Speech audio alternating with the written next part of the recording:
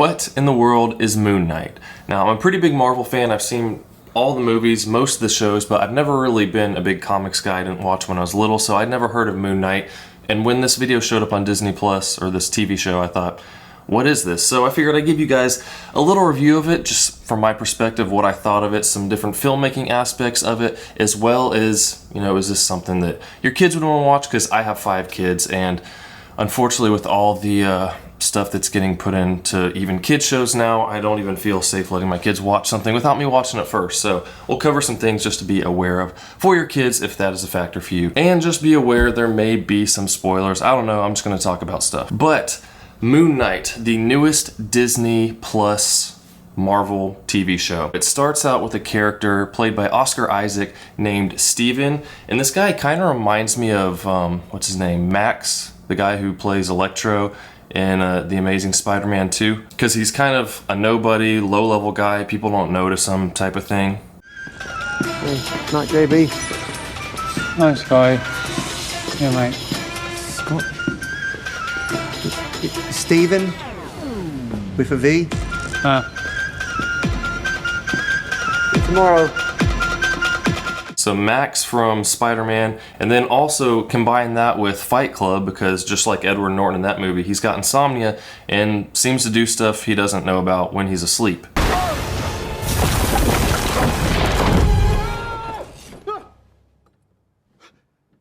And then, aside from those 2 characters, also combine them with Venom. Venom, what in the world? Parasite? Yeah, it's a term of endearment, that's all. Apologize! No. Apologize! Alright, fine. I'm sorry. Because you see him at one place and all of a sudden he hears a voice talking to him and it sounds kind of like the Venom voice. Go back to sleep, worm. Hello? You're not supposed to be here. Yep, I completely agree.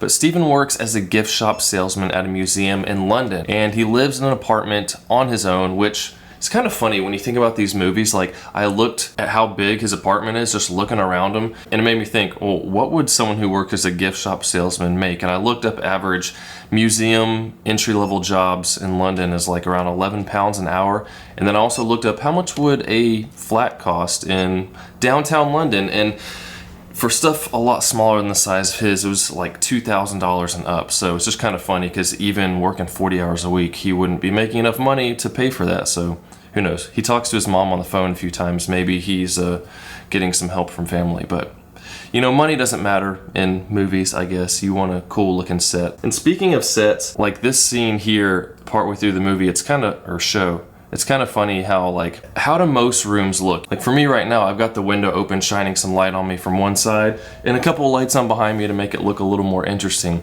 because that just looks better than just turning on the overhead lights and everything being washed out in the same illumination. That's the word for me I was looking for. But when you go into a room, what do you typically do? You turn the light on, and it's funny just to look at it here, because, you know, he's standing in this room, and it's a pretty big apartment room, and he has a light on in the back, and then a little lamp here next to him, then a little globe, then another light. In some parts of the scene, you see a fish tank instead of having one main light on. And obviously, set design that makes it look a lot better. And something to keep in mind, if you're trying to film something, that gives a lot of depth. Placing lights in different areas illuminates different parts so you can see more of the depth of the room instead of him just being there lit with a really black background. Even though it's a big room, you might not realize there's that much space.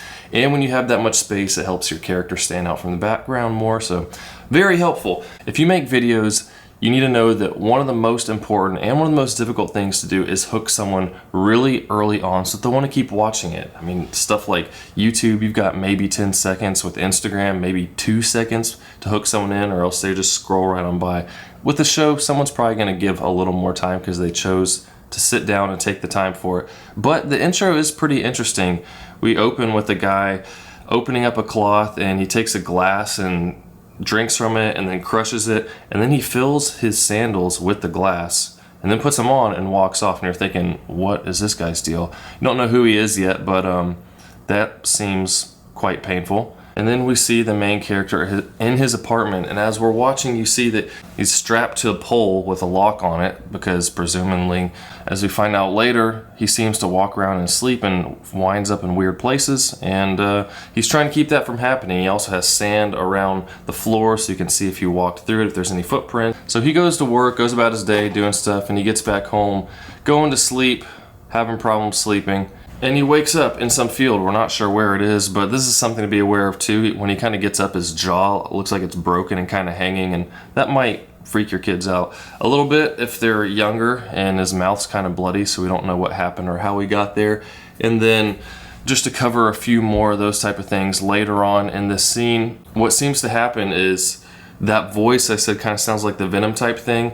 You know, he's scared, doesn't know what's going on. He meets this bad guy that we saw putting the glass in his sandals early on, and the guy wants this little artifact, so he goes to give it to him, but then the voice says, don't give him anything, and then keeps him from doing it. So a bunch of guys attack him, and as they're taking him, he kind of looks like he's about to black out, and then it cuts to the next scene, and he's standing there with the artifact in his hand, and it's all bloody, and then all the people that were holding him and attacking him around him, and they're all on the ground, and you know, a little graphic, so be aware of that for kids. And a couple other things, they start a chase, they're chasing him in a van, and he passes by one lady who is honking at, and she gives him the middle finger. And then the one other thing as far as the type of graphic stuff, once again, he's in the car, a guy's about to shoot him. It looks like he's about to black out again, and then he kind of pops back too, and the guy's in the back seat, and it looks like he got shot in the head. So those are the most graphic parts, and they're all within that probably 4 to 5 minute window, something like that, when he wakes up in the field to where they're being chased. But then later on, when he ends up back home and he finds a phone in it with a bunch of missed calls, and then someone with an American voice talks to him and is asking why he has an accent and calls him a different name, and he's really confused. And then this is the other part that might start to scare the kids a little bit.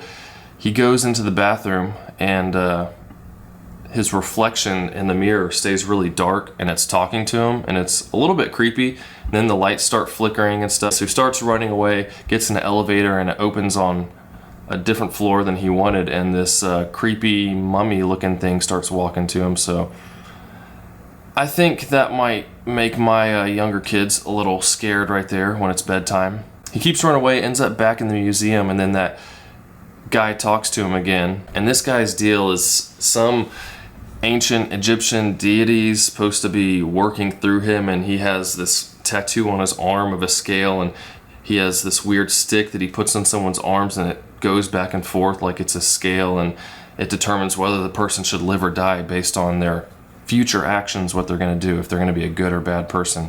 And essentially they'll die right then if it turns out bad for them.